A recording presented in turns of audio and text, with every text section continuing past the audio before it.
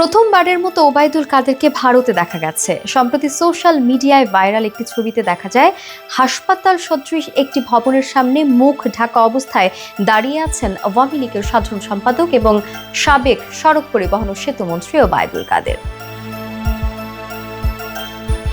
হঠাৎ করে গণমাধ্যমের একটি প্রতিবেদনে দাবি করা হয় ওবায়দুল কাদের বর্তমানে ভারতের কলকাতার অভিজাত বাজারহাট নিউ টাউন এলাকায় অবস্থান করছেন। অন্যদিকে গাজী নাসির উদ্দিন নামের একজন ফেসবুকে একটি পোস্টে দাবি করেন তার এক বন্ধু কলকাতার অ্যাপোলো হাসপাতালে ওবায়দুল কাদেরকে দেখেছেন। এই পোস্টের পর থেকেই ওবায়দুল কাদেরের অবস্থান নিয়ে নতুন করে আলোচনা শুরু হয়েছে। এরই মধ্যে ওবায়দুল কাদেরকে কলকাতার রাস্তায় দেখা গেছে দাবি করে একটি ছবি সামাজিক যোগাযোগ মাধ্যমে ছড়িয়ে পড়েছে। ছবিতে তাকে নর্থ সিটি নামের একটি হাসপাতালের সামনে দাঁড়িয়ে থাকতে দেখা যাচ্ছে। অনুসন্ধানে দেখা গেছে কলকাতার বাকমারি রোড নর্থ সিটি নামের এমন একটি হাসপাতাল রয়েছে। তবে গুগলে পাওয়া ওই হাসপাতালের একাধিক ছবির সঙ্গে আলোচিত ছবির তুলনা করলে বেশ কিছু পার্থক্য চোখে পড়ে।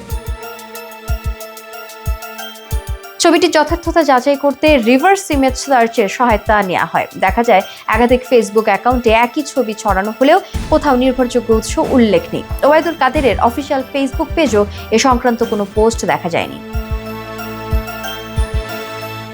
ছবিটি কৃত্রিম বুদ্ধিমত্তা বা এআই দিয়ে তৈরি কিনা তা শনাক্ত করতে একাধিক চেকিং টুল ব্যবহার করা হয়। এর মধ্যে ইজ ইট এআই নামক একটি টুলের বিশ্লেষণে দেখা যায় ছবিটির প্রায় 94% এআই দিয়ে তৈরি।